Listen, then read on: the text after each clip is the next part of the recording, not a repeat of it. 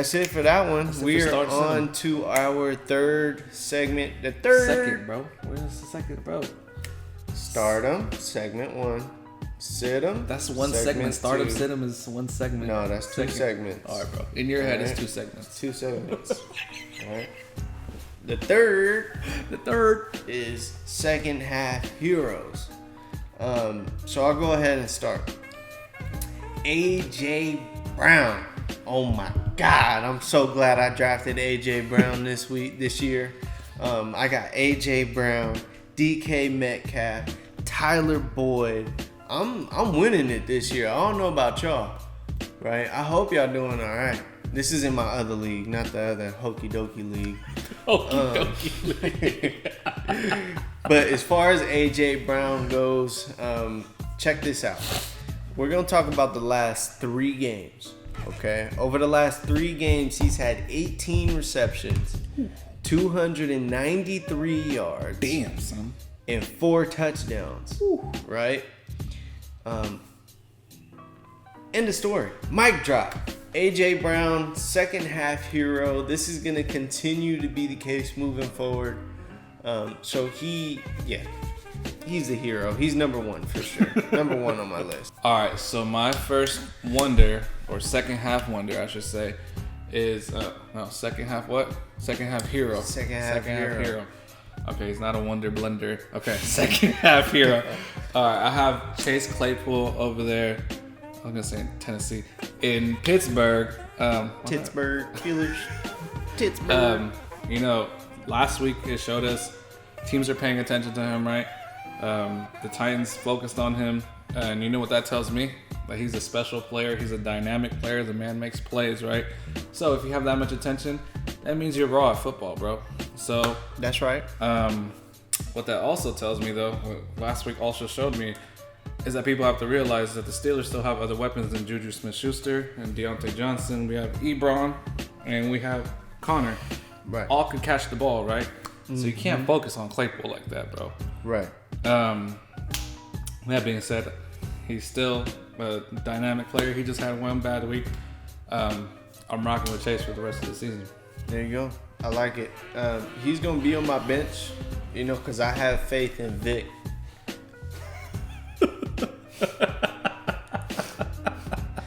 But he's going to be on the bench. But he's going to be, maybe. We'll see. It depends on who the matchups are moving forward with my other receivers that I have. But again, he has that boom potential, right? For me, last week, it was like boom or bust. I went for the boom. Claypool scored nothing, and Tyler Boyd actually had the boom. So again, you make those decisions sometimes on the fly. Sometimes it works to your favor. Others it doesn't. So yeah, that's where we're kind of at. So for my number 2 second half hero is Tyler Boyd. I kind of touched on it earlier. Tyler Boyd has proven to be Burrow's number 1 target. Right? It's just done. It's set in stone. He is the number 1 go-to receiver now. And moving forward, he's going to be a start every single week for me. It doesn't matter really who they're playing because he's getting the rock. Sorry, AJ Green. The 2 young dogs are there. They took your spot. Yeah, young bucks are there. Maybe Dalton. He might need you. No, he don't need you over there. Let's see how many targets he's had all season. Who? Andy? Boyd. Boyd. Dude, look at this. So we're 7 weeks into the season. He's had 61 targets already and 48 receptions, 517 yards, and 2 touchdowns. And mind you, this is while Joe Burrow's still getting settled in at quarterback. So as he continues to grow and mature, it's just going to get better and better moving forward. So Tyler Boyd, second half hero for surely. Especially when they get O-line pieces next year and they have more time to open up the deep ball for Burrow. Yeah. It's going to be a definitely deep threat. What is that noise, bro? It's the box? Yeah, it's the box. Oh, okay. I heard that shit. I was like, what the hell is that? No, sorry. Got sidetracked. Going off to my second half hero, I have Justin Herbert. This man is a monster. He's had multiple games over 30 points a game. He's a dual threat. We see he could get it done both in the air and on the ground, right?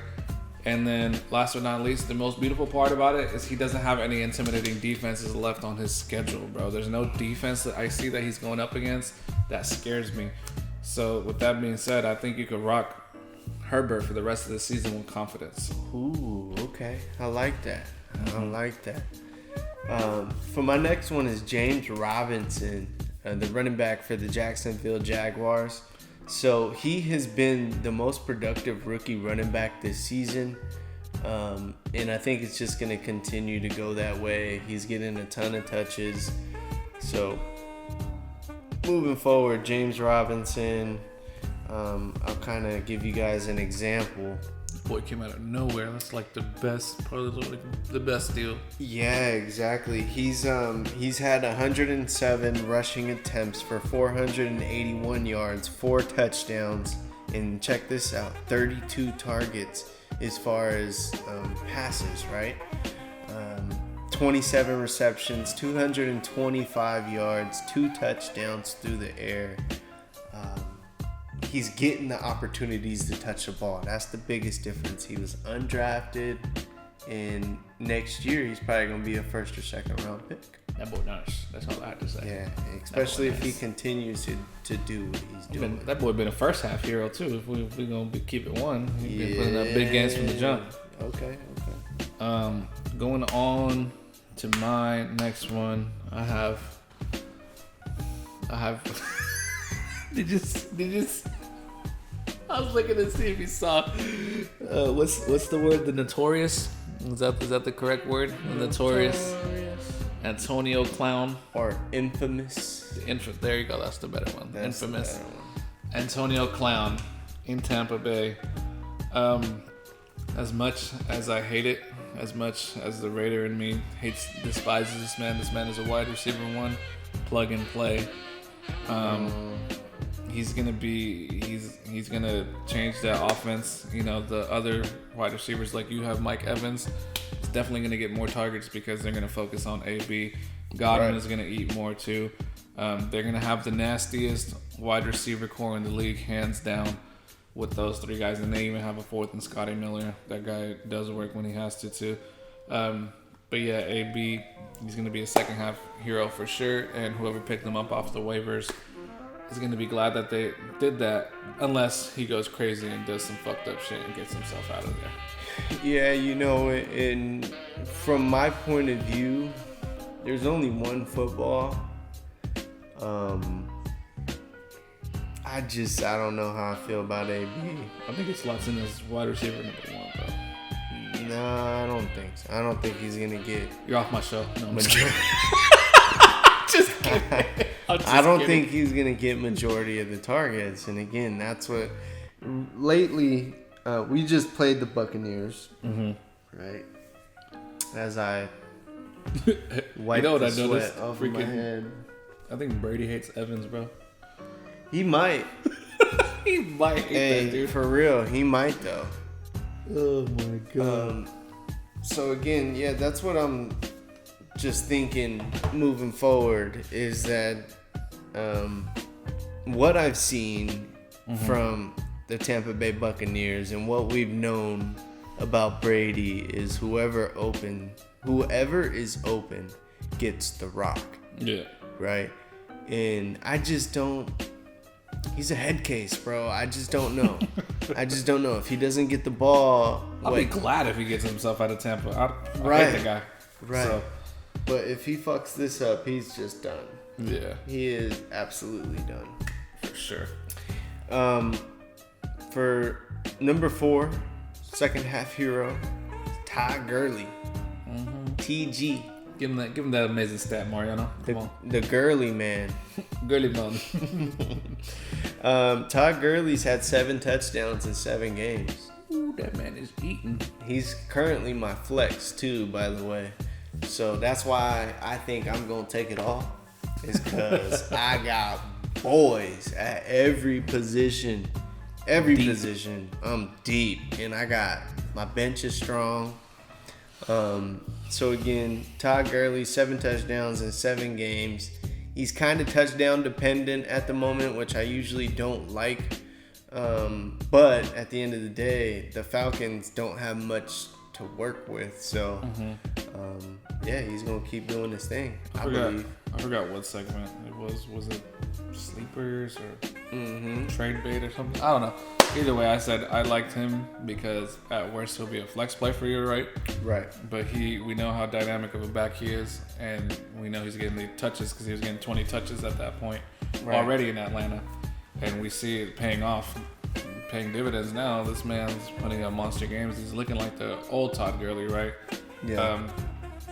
But still, he's those knee issues are still going to be there.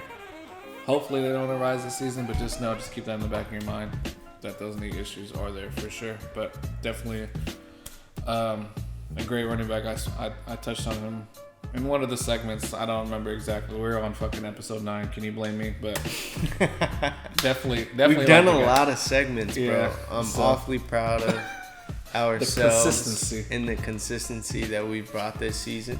Yes. So yeah, we can pat ourselves on the back. Good job, us. Good job, us. Good job helping all you guys. Absolutely, absolutely. Going on to my next second half hero, I have DeAndre Swift over there at the Detroit Lions. Okay. Mariano's guy. You see, I got your back, man. The other segment I dogged on him, but this segment I'm bringing him back to. You know what I'm saying? He's finally becoming a running back one after Adrian Peterson stole all those freaking touches and touchdowns from him. First half of the season. Yeah, but he's coming on. Yeah, they're finally instilling. They finally have confidence in the young running back. We've seen the usage the last 2 weeks, and that's great. And looking forward, might have a down game this week, like I said, Mariano. But moving forward, I believe he should be RB2, borderline status, flex. I like it. I definitely like him for the rest of the season for sure. All right. Second half hero. This probably won't come to a surprise since if you've been keeping up with our shows at all, you know I'm a diehard Raider fan. That was the Ruggs? Yeah. I didn't even look at his list. No. It wasn't Ruggs. Oh, it's not Ruggs? Not Ruggs. No. Oh, okay. That's a good one. So this one is Josh Jacobs. He's had an up and down season. We've played extremely good teams this year. And the fact that we're 3-3, I'm content with that. Our schedule could be our record could be a lot better.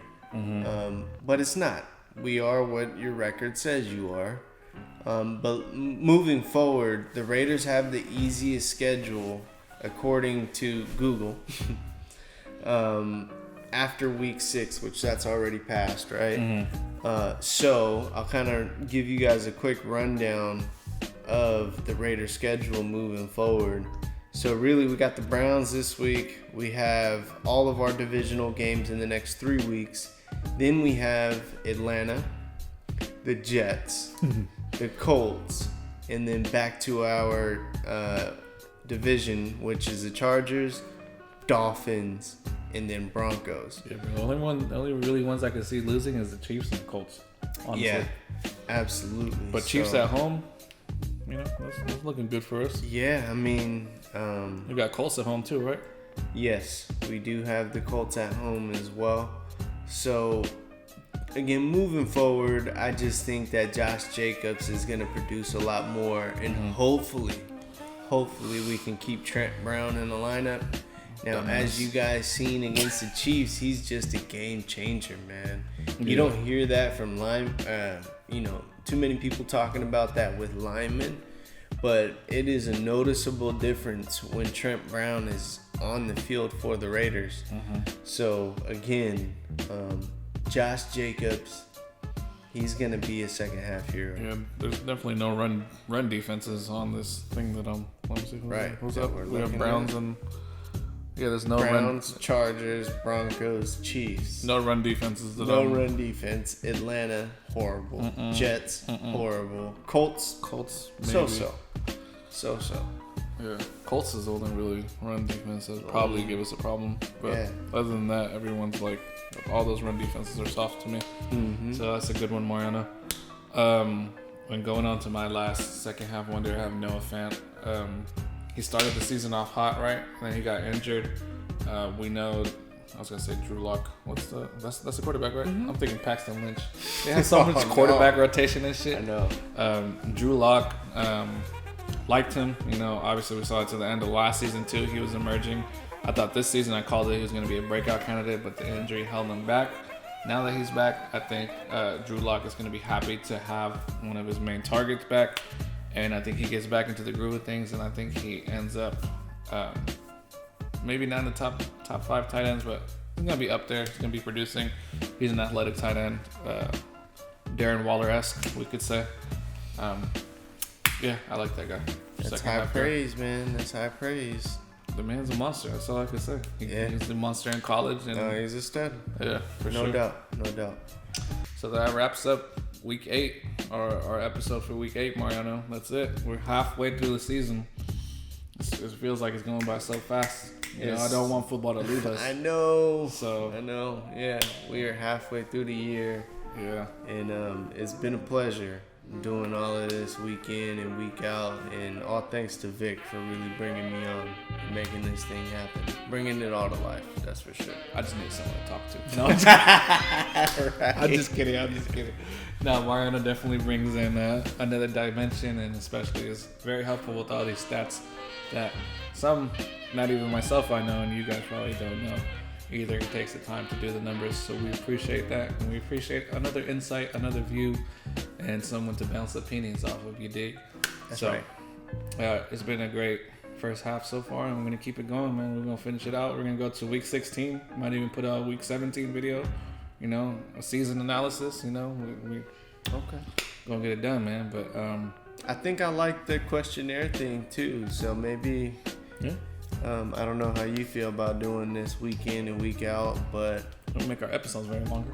Yeah, it would. And moving forward, to kind of cut it down, maybe we can pick the best 5. Mm-hmm. What do you think? Yeah, top 5 questions each week. Top 5 questions each week. You get featured. You get featured on the show. Put your Instagram handle on there. A lot more. You can show your friends.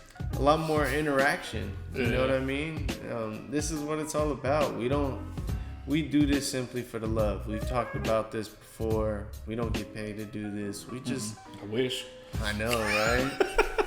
we honestly just love talking football. Mm-hmm. Mariano comes straight after work and he starts doing the podcast. Yeah, straight after work. Dedication, son. It's a grind. It is, honestly. There's days when you don't feel like doing it, and we don't just come here and go off of the dome. This stuff takes time and preparation that goes into it, looking at the numbers. So again, we don't do it for the notoriety. We do it because we love football and we love fantasy. We love playing fantasy football. This is fun. So yeah. I could have said it better myself, Mariano. I think that's all we have for this week. Subscribe if you haven't, fuckers, and subscribe, and you mother asshole. That's it. That's all we got. This is the Fantasy Experts, and we are out of here.